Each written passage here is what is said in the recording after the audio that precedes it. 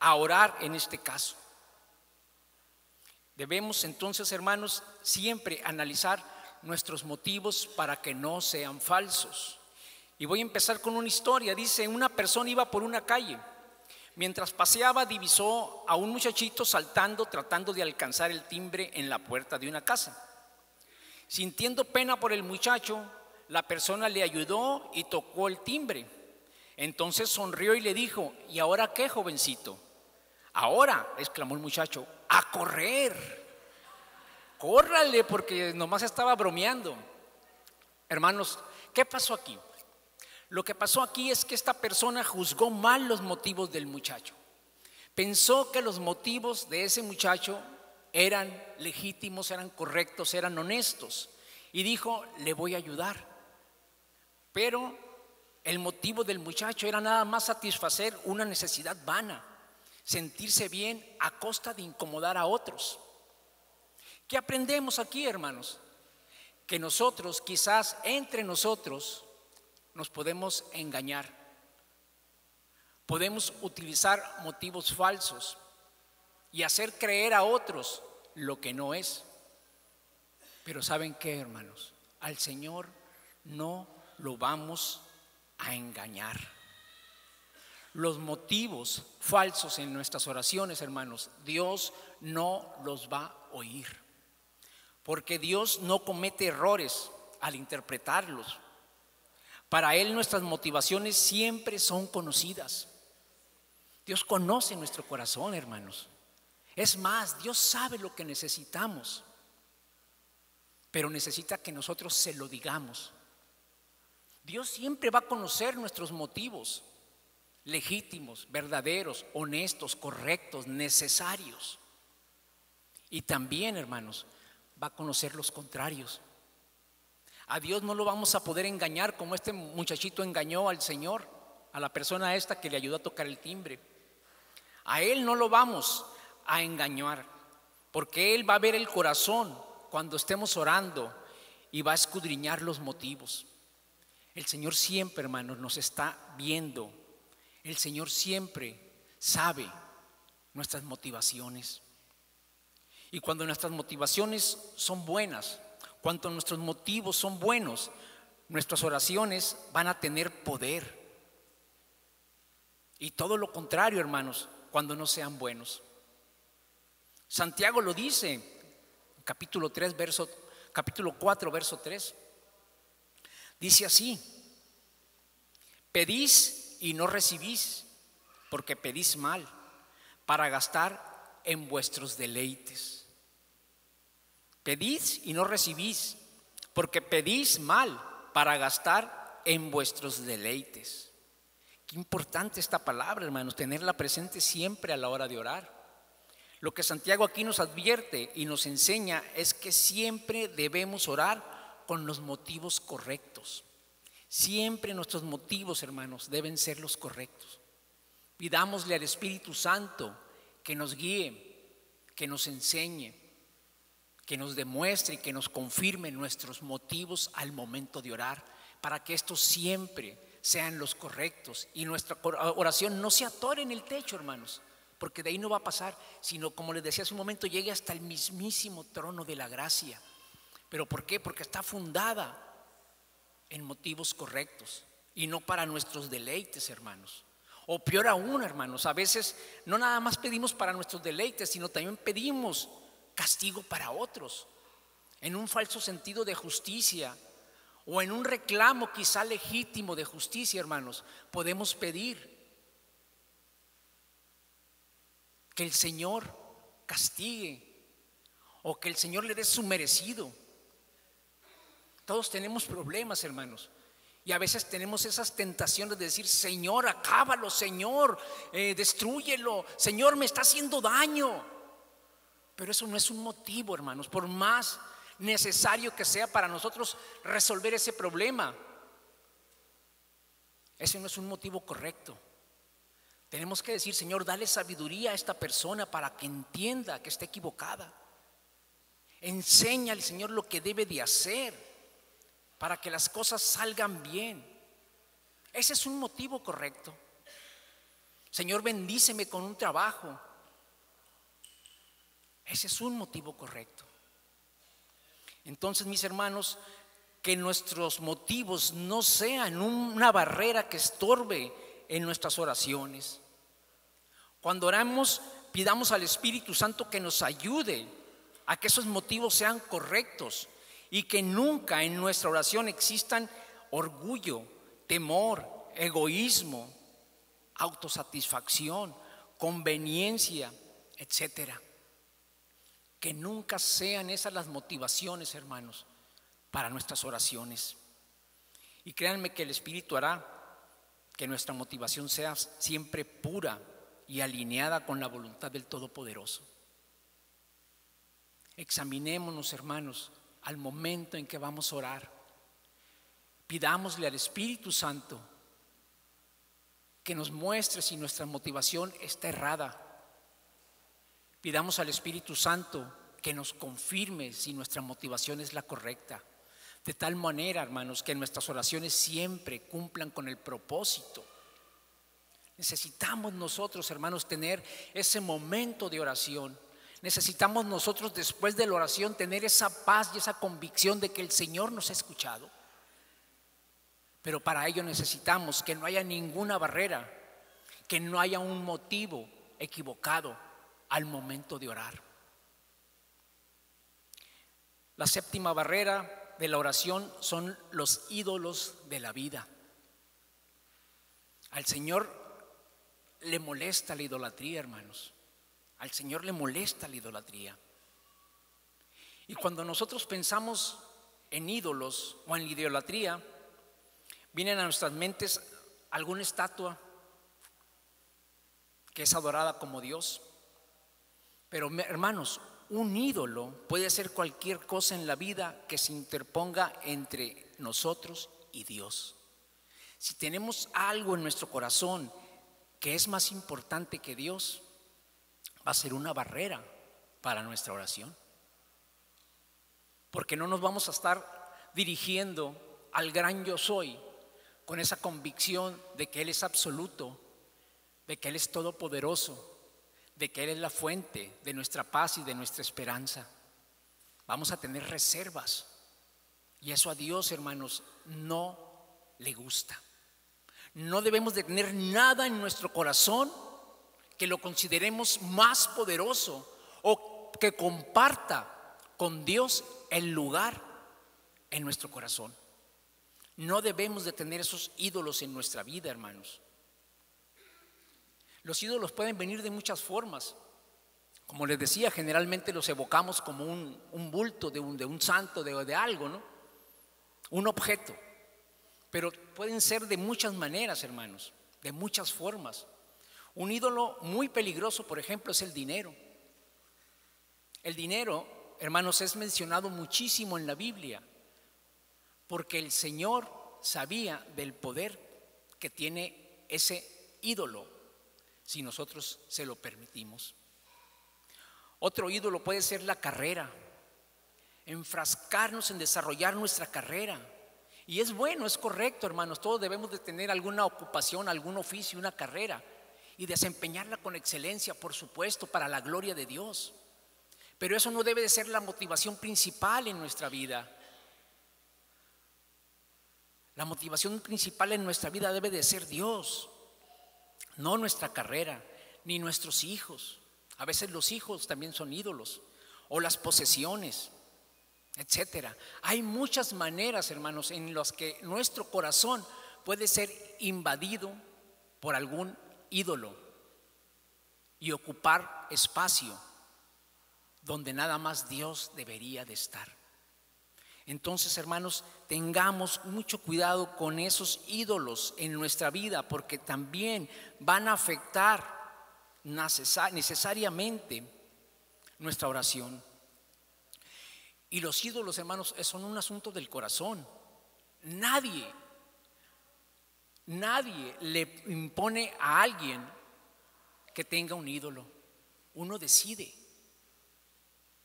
uno lo busca y uno se entrega en un momento dado a idolatrar a algo o a alguien.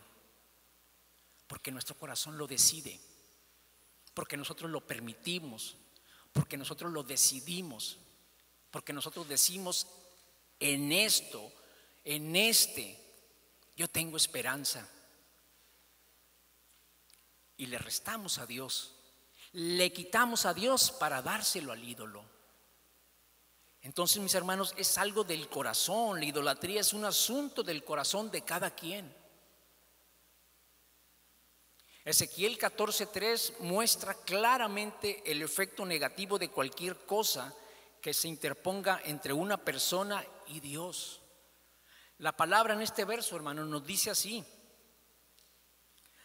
hijo de hombre, esos hombres han puesto sus ídolos en su corazón. Fíjense, dice, esos hombres han puesto sus ídolos en su corazón. Está diciendo la palabra, esos hombres han decidido tener esos ídolos dentro de su corazón. No dice los obligaron a tener los ídolos en el corazón. Dice, han puesto sus ídolos en su corazón.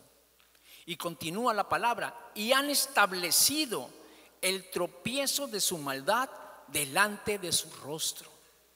Es decir, por la decisión de albergar ídolos o idolatría en su corazón, ellos mismos, hermanos, se están poniendo el tropiezo. Ellos mismos están buscando la desgracia.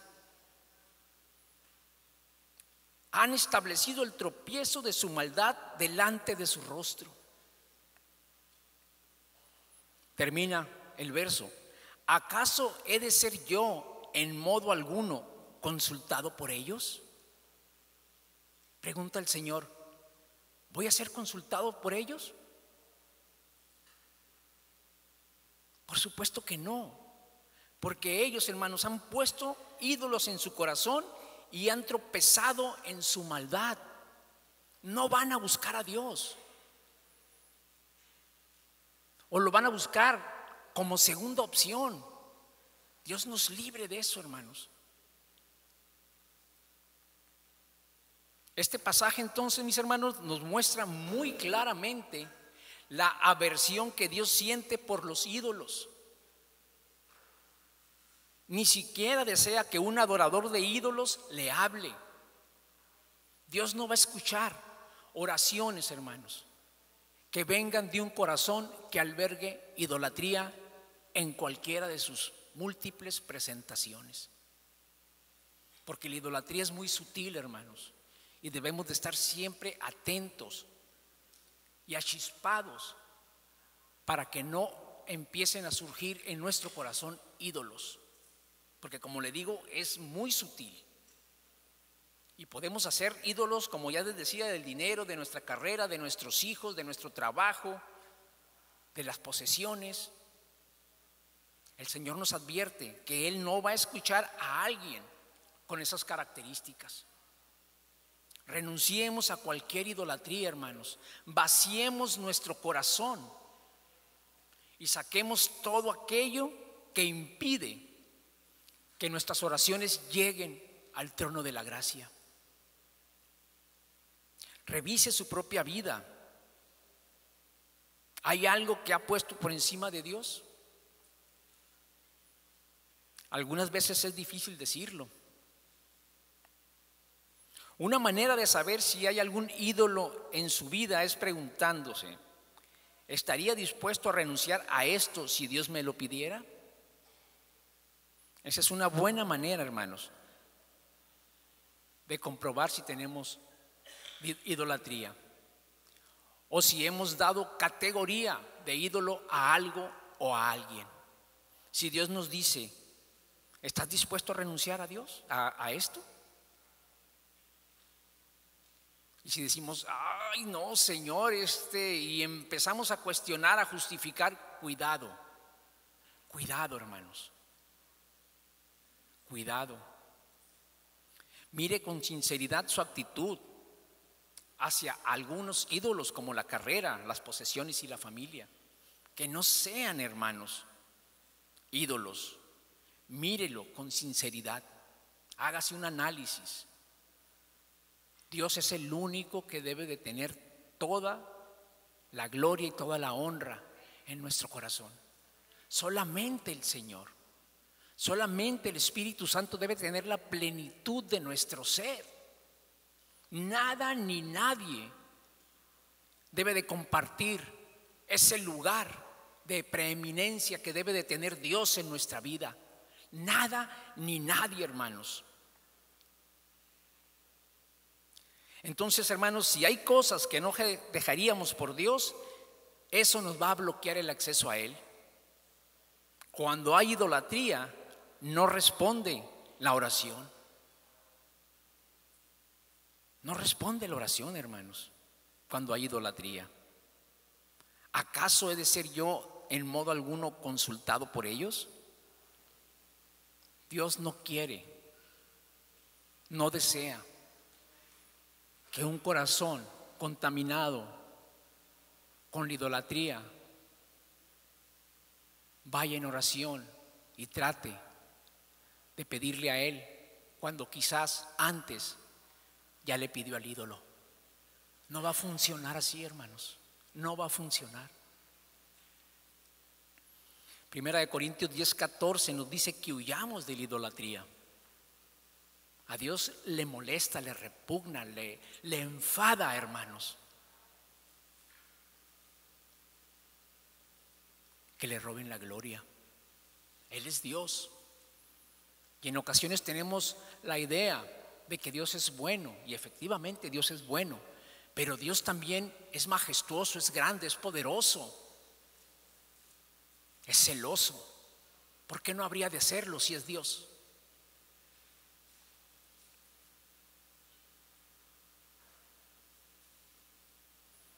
La octava barrera, hermanos, para la oración es la indiferencia hacia otros. Cuando somos indiferentes hacia otros. Imagínense que el Señor hubiese sido indiferente hacia nosotros. Imagínense que Él, por indiferencia a nosotros, hubiera tenido por gran cosa su divinidad y no hubiese venido a la tierra.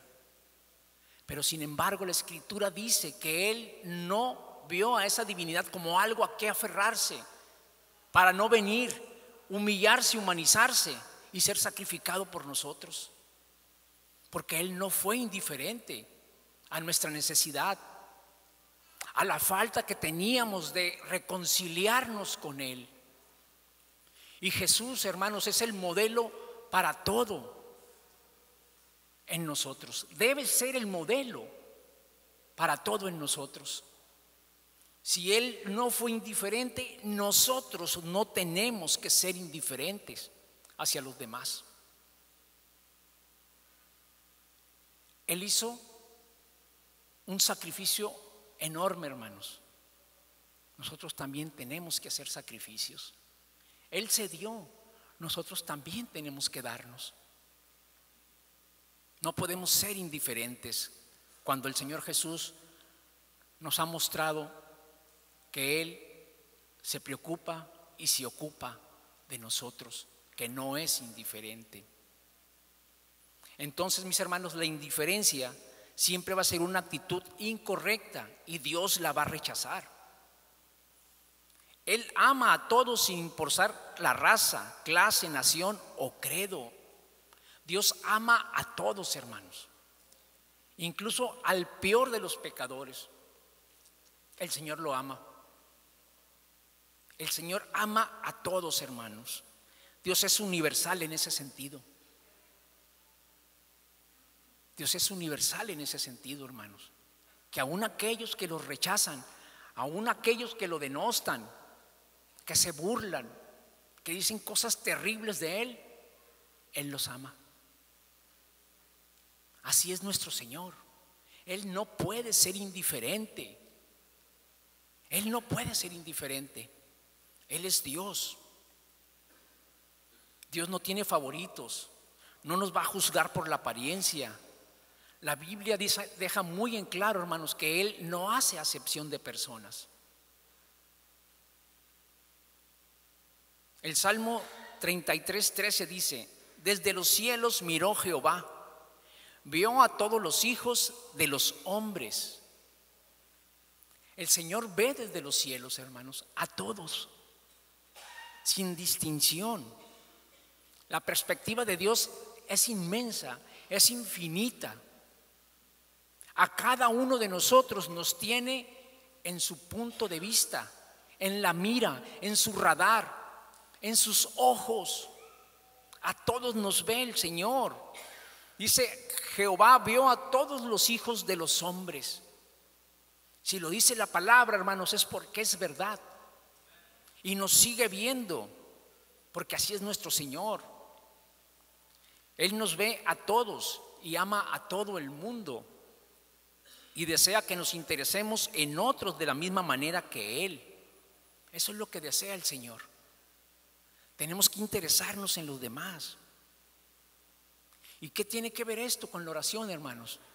Que en la medida en que nosotros no seamos indiferentes, se nos va a facilitar más la intercesión, se nos va a facilitar más el perdonar, se nos va a facilitar más ocuparnos de las necesidades de otros. Vamos a empezar a ver con los ojos de Dios, vamos a empezar a sentir con el corazón de Dios, porque no seremos más indiferentes. Dios se acongoja, hermanos, cuando nos desentendemos de los demás, cuando somos indiferentes. A eso no nos llamó el Señor, hermanos. ¿Cómo resumió el Señor toda la ley y los profetas? Ama a Dios y ama a tu prójimo como a ti mismo. Ese es el mayor y más grande mandamiento, dice la palabra. Entonces de ahí podemos aprender nosotros que no podemos ser indiferentes hacia los demás. Oremos por los demás, hermanos, intercedamos por los demás, ocupémonos de los demás en la medida de nuestras posibilidades, de nuestras capacidades. No seamos indiferentes. Las Escrituras, hermanos, están llenas de versículos que respaldan el anhelo de Dios para que haya unidad entre los creyentes. Ese es otro beneficio de no ser indiferente. Va a haber unidad entre nosotros, hermanos. Va a haber unidad entre cónyuges también. Va a haber unidad en la familia. Va a haber unidad en la sociedad. Va a haber unidad entre miembros, servidores y pastores de la iglesia. ¿Por qué? Porque nos vamos a interesar en los demás como nos interesamos en nosotros mismos. Esa es una clave importantísima, hermanos, para contribuir a la armonía y a las buenas relaciones. No ver a los demás con desinterés, porque Jesús no nos vio a nosotros con desinterés. Volvemos otra vez, el modelo es Jesús. El modelo es Jesús. Él es el modelo que tenemos que imitar. Entonces Dios quiere que nos interesemos en los demás. Si no lo hacemos, hermanos, el enemigo va a tomar ventaja, va a dividir. El diablo es experto en divide y vencerás. Pero es experto, hermanos, en la medida en que nosotros nos desentendemos y somos desinteresados de los demás. Cerremos esa puerta al enemigo, interesándonos más los unos por los otros. Y nuestras oraciones cada vez van a ser más poderosas, hermanos, porque van a ser más sinceras, van a ser más transparentes. A Dios le van a agradar. Pero involucremos, hermanos, estos elementos que nos abren los ojos para que no haya barreras en nuestra oración. Dios no quiere que seamos indiferentes. En la Biblia, hermanos, hay muchísimos pasajes que nos ayudan a entender esto. Los podemos conocer como los unos y los otros, sobre todo en el Nuevo Testamento. Nos dicen que nos sirvamos los unos a los otros, que nos amemos unos a otros, que nos instruyamos los unos a los otros, que nos saludemos los unos a los otros, que sobrellevemos unos las cargas de los otros, que seamos hospitalarios los unos a los otros, que oremos unos por otros, que nos animemos y edifiquémonos unos a otros, que nos soportemos con paciencia unos a otros, que seamos benignos unos con otros. Enséñense y exhórtense en amor unos para con otros, también dice la palabra. Que debemos crecer y abundar en amor unos por otros. Aliéntense unos a otros, etcétera. Todavía hay más, hermanos, unos a otros en la palabra. Todavía hay más, unos a otros. Aprendemos entonces que no debemos ser indiferentes con los demás. De estos versos, hermanos, nosotros podemos entender el interés que tiene el Señor para que sus hijos, nosotros, los que hemos nacido de nuevo, los que conocemos la verdad que hace libre, no sigamos con un estilo de vida egoísta, donde no nos preocupemos por los demás. Y va a decir usted, bueno, pero es que yo no puedo. Hermano, sí puede, orando, atendiendo al hermano, saludándolo, como dice aquí, soportándonos. Porque a veces interpretamos esto como que tenemos que dar algo material para demostrar nuestro interés por un hermano, por una hermana. Los unos a los otros que vienen en la Biblia, hermanos, y que les acabo de mencionar, no dice en ningún lado que demos algo material los unos a los otros. Habla de actitudes, habla de relaciones, habla del corazón, habla de cómo fue Cristo con nosotros. No fue indiferente y nosotros no debemos ser indiferentes entre nosotros, hermanos. Y si no somos indiferentes, hermanos, nos vamos a empezar a interesar en los demás y nuestras oraciones van a empezar a tener contenido, van a empezar a tener duración, porque a veces decimos, bueno, ¿de qué oro? Ya se me acabó. ¿De qué oro? Hermanos, hay tanto y tantos por quien orar, pero si somos indiferentes no nos vamos a acordar de la necesidad de nuestros hermanos. Y si no la sabemos nosotros, el Señor la sabe. Y no necesariamente debemos de decir, Señor, dale o ponle o quítale o sánalo. Señor, pongo delante de ti a mi hermano Pedro, pongo delante de ti a mi hermana Juanita. Tú sabes sus necesidades, tómalas en tus manos, Dios. Quiero interceder delante de ti, Padre, por ellos. Ámalos, Padre, ámalos. Yo siento que ellos necesitan de ti. Eso es no ser indiferente en la oración, hermanos. Eso es lo que amplía la calidad y el contenido de nuestras oraciones, porque hemos aprendido a no ser indiferentes con los demás. Específicamente Juan 13:34, el Señor Jesús dice: un mandamiento nuevo os doy, que os améis unos a otros como yo os he amado. Hagan esto porque yo ya lo hice antes. Volvemos al modelo de Jesús. Ámense porque yo los amé antes. Es decir, yo les pongo el ejemplo. No les pido nada que yo no les haya enseñado. Jesús no enseñó indiferencia, hermanos. Al contrario, como yo os he amado, que también os améis unos a otros. Primera de Pedro 3:7 también exhorta a los cónyuges a que se consideren mutuamente. De lo contrario, dice ese versículo, sus oraciones tendrán obstáculos. Si no tenemos armonía, hermanos, en el hogar, en el matrimonio, las oraciones no van a fluir libremente, van a tener obstáculos. En este caso, la indiferencia, el desapego, el desinterés hacia mi esposa, hacia mi esposo, hacia mis hijos, hacia mi responsabilidad como padre, como madre, como esposo, como esposa. El Señor no dejó nada, hermanos, fuera para que nosotros aprendamos que en todos los aspectos de la vida no podemos ser desinteresados hacia los demás. Otra ventaja de no ser indiferentes en nuestra oración es que nos ayuda, hermanos, a aprender a amar a otros. Vamos a amar a otros. ¿Saben por qué?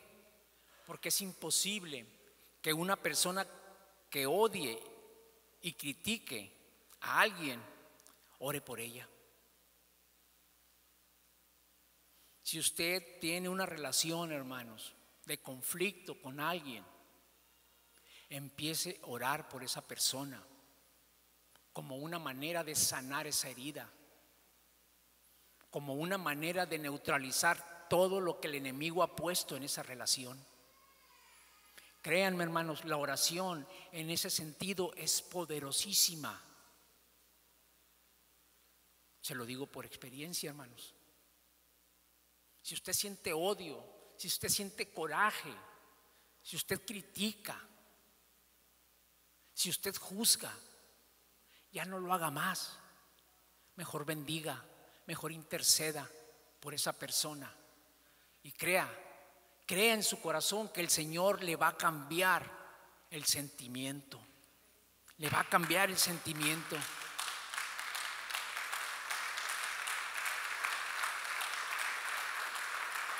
Gloria a Dios. Entonces, mis hermanos, esa es otra ventaja de no ser indiferentes. Vamos a empezar a aprender a amar, porque la oración genera compasión. La oración no genera competencia, hermanos. No debe de generar competencia. La oración por otros va a derribar las barreras que se levantaron para mantenernos indiferentes y que así el mal siguiera manteniendo ventaja. Así que si hay alguien en su vida que sea difícil la relación, ore por esa persona. Ore por esa persona y su sentimiento va a empezar a cambiar. El Señor se va a hacer cargo, pero usted debe de entender que ya no puede seguir siendo indiferente. Ya no puede seguir usando la indiferencia como una barrera para no arreglar la relación. No seamos indiferentes, hermanos. Hay una anécdota, dice, un pastor cuenta acerca de su carácter cuando era un joven cristiano. Casi todos los domingos después del culto decía que había comido pastor asado. Fíjense nada más. O sea que después del culto se iba a la sobremesa y donde había comido pastor asado y seguía, ¿no? Criticaba a su pastor muy severamente, pero al crecer en su vida de oración, Dios comenzó a quebrantar su corazón. Él empezó, hermanos, a cambiar los motivos falsos de su oración. A lo mejor el motivo era el orgullo. Yo lo puedo hacer mejor.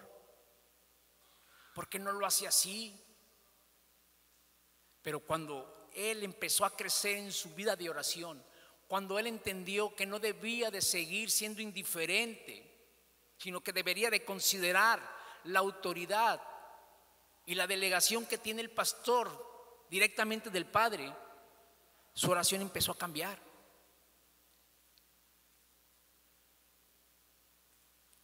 Dice, su espíritu de crítica desapareció, convirtiéndose en uno de compasión. Ese es el producto, hermanos, de una oración sin desinterés. Y finalmente el Señor le indicó que comenzara un ministerio de oración por los pastores. Fíjense, hasta surgió un ministerio. El Señor le indicó que comenzara un ministerio dedicado a motivar a las ovejas a orar por sus pastores. No seamos indiferentes, hermanos, a los pastores. Los pastores no la tienen fácil. Los pastores son como los papás de una gran familia, donde todos les llevamos nuestros triunfos, pero también nuestras derrotas, nuestras angustias, y a veces se cargan demasiado. Oremos por ellos. No seamos indiferentes, hermanos, a la carga que llevan. Ore también por sus hermanos, por sus hermanas, por su esposo, por su esposa, por sus hijos, por su jefe, por sus empleados, por todo mundo, por su prójimo, vaya. Que la indiferencia no tenga lugar en nuestra oración, hermanos, para que sea una oración poderosa, eficaz, eficiente en las manos de Dios. Y la barrera número 9 para la oración es la indiferencia hacia la soberanía de Dios. Ya hablamos de ser indiferentes a los demás. Ahora vamos a hablar de la indiferencia hacia la soberanía de Dios. Debemos creer firmemente, hermanos, en la soberanía de Dios. Debemos de creer que Dios es Dios y que Él es soberano. Esa es una de las cosas, hermanos, que nos van a ayudar a no perder la esperanza durante los tiempos difíciles. Si nosotros sabemos quién es nuestro Señor, si nosotros nunca le menoscabamos su soberanía, su autoridad, su poder, si nosotros sabemos que siempre Él está ahí, que es omnisciente, omnipresente y omnipotente, vamos a estar conscientes de nuestro gran yo soy, de nuestro gran Señor que nos cuida, que nos ama y que nos ha redimido. Y eso nos debe de dar la esperanza y la seguridad de que no estamos solos. Pero en la medida en que nosotros reconozcamos la soberanía de Dios, en esa misma medida vamos a estar seguros de quiénes somos en Dios. Si nosotros le quitamos o intentamos, porque nunca se lo vamos a quitar, si nosotros intentamos quitarle soberanía al Señor, los perjudicados somos nosotros. Porque al rato vamos a decir Diosito, en lugar de decir Dios, con todo lo que implica en nuestro intelecto el concepto de Dios, hermanos, para los cristianos, con todo lo que entendemos que es Dios, inclusive aquello que se nos haga ilógico. Pero si la Biblia lo dice, aunque nos llamen locos, yo lo creo. Y yo sé que Dios es soberano y en su momento quizás Él me lo explique. Pero Él sigue siendo soberano. Y nosotros no podemos, hermanos, ser indiferentes, porque los perjudicados vamos a ser nosotros mismos. Es como un hijo que titubea de su papá. Va a ser un hijo inseguro, va a ser un hijo infeliz.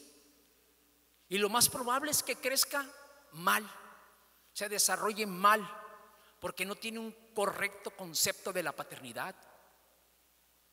No podemos nosotros entonces, hermanos, ser indiferentes a esa gloria y a esa soberanía de nuestro Señor. Y siempre debemos darle ese lugar, hermanos, a Dios en nuestras oraciones. Siempre debemos de tener presente que Él es omnisciente, omnipotente y omnipresente. Y por tanto siempre está en control de todo. Dios está en control de todo siempre, aunque no lo entendamos, aunque creamos no merecerlo. Él está en control, hermanos, de todo. ¿Por qué me pasó esto a mí? ¿Por qué tengo esta enfermedad, Señor? Si yo siempre me cuidé, si yo no hice desarreglos en mi vida, ¿por qué la tengo? Mejor pidámosle a Dios y digámosle: Señor, en ti descanso y en ti creo.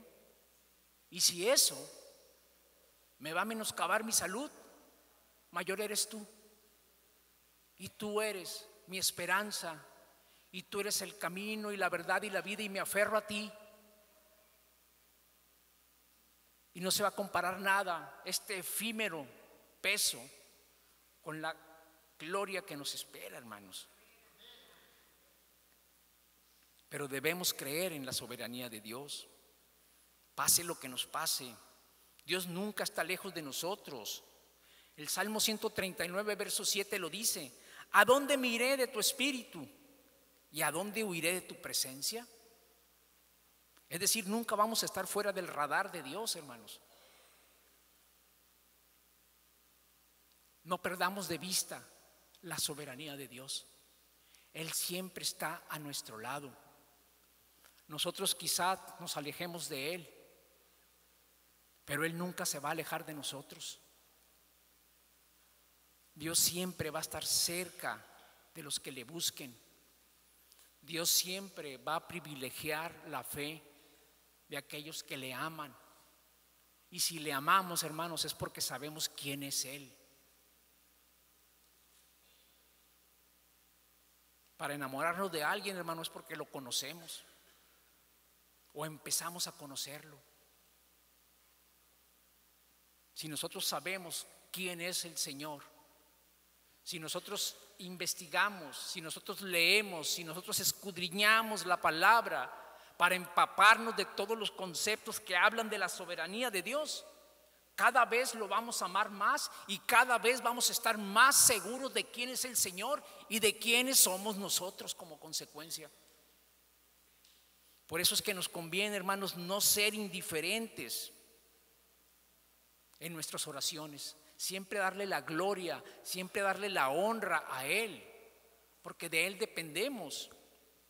Cuando Jesús mostró a sus discípulos cómo orar, lo primero que hizo fue enseñarles a honrar a Dios por lo que Él es. Padre nuestro que estás en los cielos, santificado sea tu nombre, venga tu reino, hágase tu voluntad como en el cielo, así también en la tierra. Dice Mateo 6 del 9 al 10. Ese es un obvio reconocimiento, hermanos, de que Dios tiene dominio de todo. Dios tiene dominio de todo, es soberano. Y nosotros podemos de ahí aprender cómo establecer nuestra relación con Él.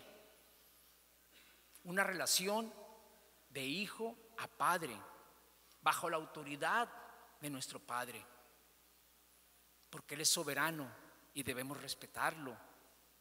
Jesús nos enseña a tener presente la soberanía del Padre, a honrarlo en cuanto a su naturaleza, propósito y voluntad. En esta serie, hermanos, se repasó el Padre Nuestro. Ahí se nos enseñó cómo el Padre Nuestro, como se conoce popularmente, es un modelo de oración perfecto, completo, que empieza diciendo esto: Padre nuestro que estás en los cielos, santificado sea tu nombre, venga tu reino, hágase tu voluntad, así como en el cielo, aquí en la tierra. Eso, hermanos, no habla más que de reconocimiento de la soberanía de nuestro Señor, del Todopoderoso. Entonces no podemos nosotros, hermanos, hacer oración sin reconocer esa soberanía de Dios. Nos conviene permanecer en los límites que Dios prefijó para nosotros. No seamos desobedientes. Tengamos presente siempre la soberanía del gran yo soy, y nuestra oración siempre estará perfectamente enfocada. Si sabemos quién es el Señor, hermanos, si lo reconocemos, si lo conocemos, nuestras oraciones van a estar perfectamente enfocadas. Por eso al Señor le interesa que no seamos así con Él, que no tengamos indiferencia hacia su soberanía, que no se nos olvide jamás quién es Él y qué ha hecho por nosotros. Y no lo merecíamos, pero en su soberanía Él lo hizo, porque solamente Dios lo pudo haber hecho. La barrera número 10 de la oración es una voluntad rebelde. Una voluntad rebelde. La persona cuya voluntad está rendida a Dios mantiene una relación con Él como la que describe Juan, capítulo 15, verso 7. Si permanecéis en mí y mis palabras permanecen en vosotros, pedid todo lo que queréis y os será hecho. si permanecéis en mí y mis palabras en vosotros. Es decir, si ustedes creen y obedecen la voluntad de Dios, hay premio. El premio que todo padre le da a un hijo obediente. ¿O cuántos padres de aquí premian la rebeldía de sus hijos? Yo creo que ninguno, ¿verdad? Porque los estaríamos malcriando. Dice un eslogan: si quieres criar un delincuente, dale todo a tu hijo. No. Nada más a los hijos obedientes, los padres, tenemos un afecto especial hacia ellos. Y así es Dios también. Si permanecéis en mí y mis palabras permanecen en vosotros, pedid todo lo que queréis y os será hecho. De aquí debemos entender lo siguiente, hermanos. El propósito fundamental de la oración no es que obtengamos lo que queremos. ¿Cómo podemos llegar a comprender ese pasaje? Si permaneces en la voluntad de Dios, pide lo que quieras y se te hará hecho. No, hermanos, ese no es el propósito fundamental de la oración. Imagínense, este sería como si nos dieran un cheque en blanco y firmado, ¿no? Y ponle la cantidad que quieras, al cabo es contra el Banco de México. Le podemos poner ahí una cifra de varios ceros, ¿verdad? No es así. Ese no es el propósito, hermanos, de esa oración. La voluntad de Dios no es esa. No es como, si te obedezco ya tengo el cheque y ya lo firmaste y ahora yo le voy a poner ahí lo que quiera. No. Eso sería una malcrianza. El propósito fundamental de la oración no es que obtengamos lo que queremos, sino que aprendamos a querer lo que Dios nos da. A eso se refiere esa oración, hermanos. A eso se refiere, hermanos, que debemos aceptar lo que Dios nos da y no ser rebeldes. Hay una anécdota de que una persona caminaba vendiendo cosas por los caminos y siempre que se encontraba en una intersección de caminos aventaba una varita y para donde cayera la varita agarraba ese camino.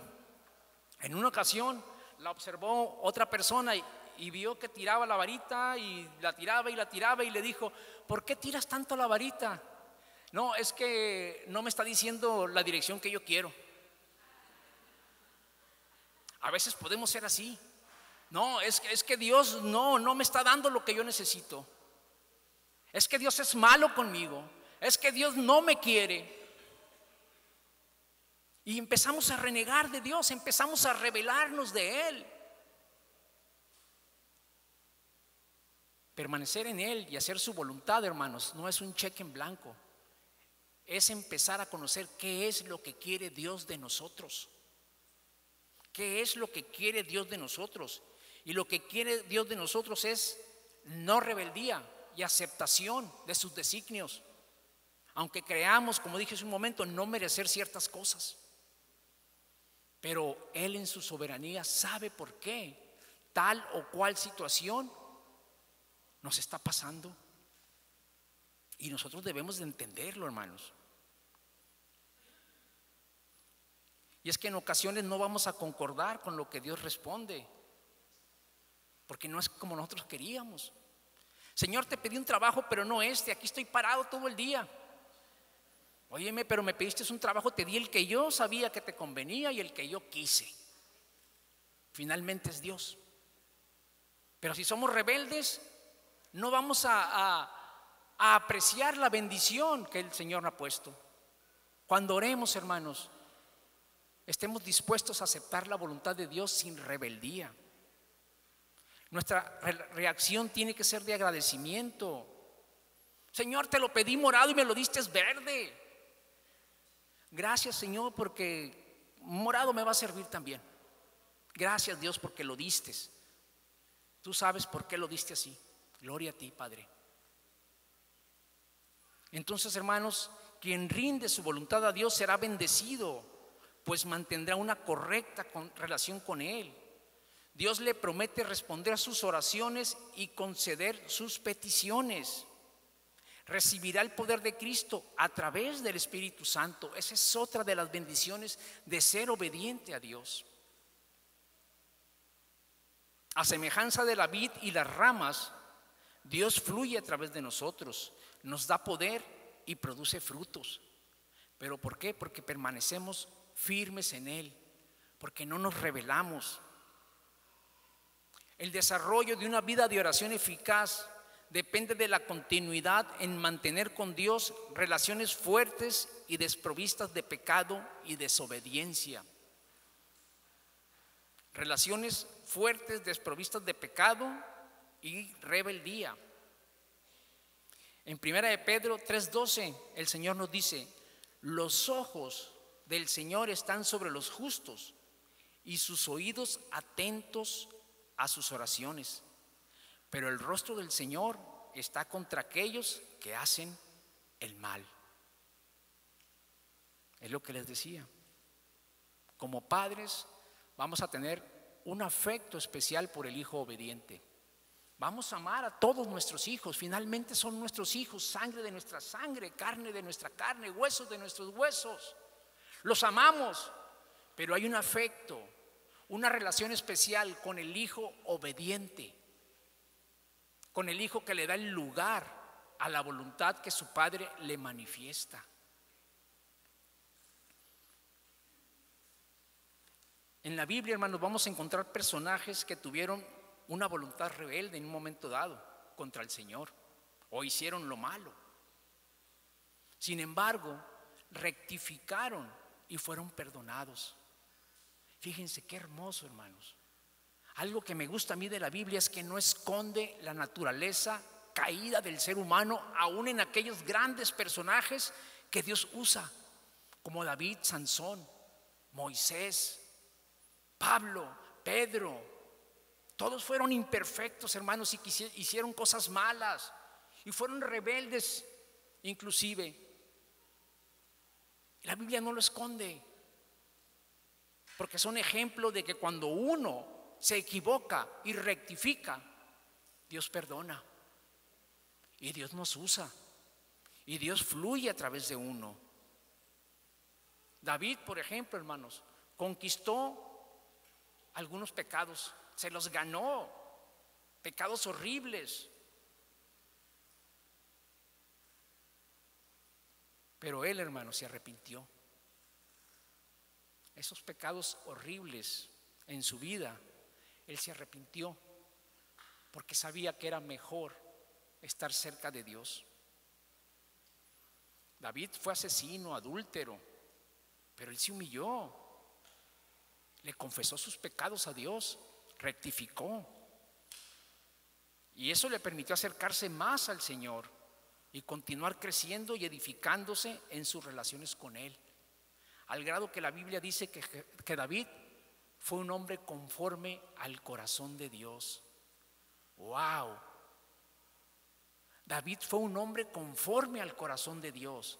Es decir, el corazón de David era así porque hacía la voluntad de Dios, porque reconocía su debilidad y se aferraba cada vez más al Señor. Porque todos, hermanos, si estamos alejados de Dios, somos frágiles, somos aún más pecadores, fallamos. Y David entendió eso a pesar de lo que hizo, y eso le dio un lugar. El Señor hizo un pacto con él: tu trono será eterno, de tu linaje vendrá el Salvador. Nuestro Señor Jesús es descendiente de David. Dios le cumplió esa promesa. Y fue un canalla, pero se arrepintió. Esa es la diferencia, hermanos. Esa es la diferencia. De que no vamos a ser entonces nosotros rebeldes. De que no podemos permanecer, hermanos, en esa rebeldía. Dios es un Dios que perdona y da segundas oportunidades. Eso le pasó a David. Y si Dios lo hizo con David, también lo hace con nosotros, hermanos. Si somos fieles, Dios nos acercará a Él y contestará nuestras oraciones. Si quitamos la rebeldía, el orgullo, el temor incluso de nosotros, Dios se va a acercar y va a contestar nuestras oraciones. Debemos tener presente siempre la posibilidad de que nuestras oraciones sean obstaculizadas, entonces, resumiendo, por motivos falsos, por la idolatría, por la indiferencia hacia otros, por la indiferencia hacia la soberanía de Dios y por una voluntad rebelde. Póngase de pie, iglesia, por favor. Póngase de pie y dígale al Señor: indícame, Espíritu Santo, ¿qué es lo que estorba mi oración? No quiero, Señor, que ninguno de estos 10 obstáculos o barreras para acercarme a ti en oración estén en mi vida. Quiero confesarte mis pecados, Señor, porque sé que me conviene. Quiero tener una fe grande, Señor, hacia ti. Quiero ser obediente. Quiero tener transparencia hacia ti y hacia los demás. Quiero perdonar. Gracias, mi Dios. Gracias, Dios. Ayúdame siempre a tener presente estos principios en la oración. Que nunca nada estorbe, Señor, ni los motivos falsos, Padre, que me alejan de ti, ni los ídolos de la vida, nada que te robe la gloria, Padre, ni la indiferencia hacia otros. Ayúdame, Padre, ayúdame, bendito Dios, a no ser rebelde y a no ser indiferente hacia tu soberanía. Haga esta oración. Gracias, bendito Dios. Gracias, bendito Dios, en el nombre de Jesús. Te abro las puertas de mi corazón. Quiero que tú mores en él. Quiero que tú estés siempre presente en mi corazón y que tú, bendito Espíritu Santo, me guíes siempre por tus caminos, me hagas sentir tu voluntad, me hagas ver qué es lo que quieres, Señor. Que mi oración siempre sea sin obstáculo alguno, Señor. Que siempre yo, Padre, tenga esa comunicación clara, precisa, Señor, que necesito tener contigo, porque sé que es lo que me conviene. Ayúdame a honrarte, a glorificarte, bendito Dios, a no ser vano, Señor, en mi vida, sabiendo el precio que tú pagaste por redimirme. Gracias, bendito Dios, porque tú eres grande, majestuoso. Te abro las puertas de mi corazón y ven y afírmate en él, y desde ahí dirige mi vida, Padre. Sé que es lo mejor que me puede pasar, estar en concordancia contigo, ir por tus caminos, obedecerte, Señor, y entender que tú eres Dios todopoderoso y que dependo de ti. Gracias, bendito Dios, por estar en mi vida. Gracias por escucharme, gracias por perdonarme y sobre todo, mi Dios, gracias por enseñarme a ser como tú. En el nombre de Jesús, en el nombre de Jesús, te doy toda la gloria y toda la honra a ti. Adórele, iglesia, adórele. Aleluya. Gracias, Señor, por tu palabra, mi Rey. Gracias por este tiempo tan bello, Señor, en tu presencia. Gracias porque hablas a nuestros corazones. Gracias, Señor. Queremos ser hijos obedientes, Señor. En el nombre de Jesús, anhelamos hacer tu voluntad, Señor, en nuestras vidas, Padre. Y queremos tu preciosa presencia, Señor, en nosotros. Gracias por esta palabra, Señor, tan certera a nuestro corazón. Queremos obedecerte y amarte, Señor, en el nombre de Jesús. Amén. ¿Cuántos pueden dar un aplauso a esta palabra de parte del Señor para nuestra vida? Gracias, Jesús. Gracias, Señor. Gracias, Padre. Eres hermoso, Jesús. Gracias, mi Dios. Gracias, mi Rey. Muchas gracias, hermano Carlos, por esta palabra, su disposición. Hermosos, qué tremendo es cuando el Señor habla a nuestros corazones y qué buena es la disposición de nosotros al recibirla y al guardarla, ¿sí? La palabra, yo creo que quizá en 1 o 2 puntos nos tocó, pero a todos nos tocó alguna parte, ¿verdad que sí?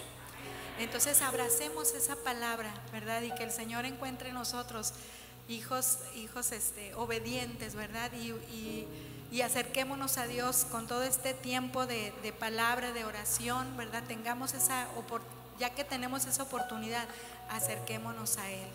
Y cuando seamos disciplinados por Él, mis amados, con su palabra, ¿verdad? Seamos obedientes, porque cuando viene esa disciplina en nuestra vida, nosotros la aceptamos, viene bendición sobre nosotros, amén. Y yo quiero declarar una bendición que está escrita en la palabra, precisamente a aquellos que quieren obedecer la palabra, aquellos que están con todo su corazón diciendo: Señor, reconozco, Padre, que necesito de ti y quiero seguir caminando, Señor, agradable ante tus ojos. Yo le pido que levante sus manos delante del Señor y escuche esta bendición sobre su vida. Un poquito más bajito. Y escuche esta bendición sobre su vida. Como sierva del Señor, yo declaro esta palabra sobre su vida con todo su corazón y sobre su familia. De 6 aflicciones te rescatará, y la 7ª no te causará ningún daño. Cuando haya hambre, te salvará de la muerte. Cuando haya guerra, te librará de la espada. Estarás a salvo del latigazo de la lengua, y no temerás cuando venga la destrucción. Te burlarás de la destrucción y de hambre, y no temerás a las bestias salvajes, pues harás un pacto con las piedras del campo, y las bestias salvajes estarán en paz contigo. Reconocerás tu casa como lugar seguro, contarás tu ganado y ni un solo animal faltará. Llegarás a tener muchos hijos y descendientes como la hierba del campo. Llegarás al sepulcro anciano, pero vigoroso. El Señor te bendiga y te guarde. El Señor te mire con agrado y extienda su amor. El Señor te muestre su favor y te conceda la paz. Centro Familiar Cristiano, que Dios bendiga tu vida. Dale un fuerte aplauso al Rey y vamos a alabarle con todo nuestro corazón. Aleluya.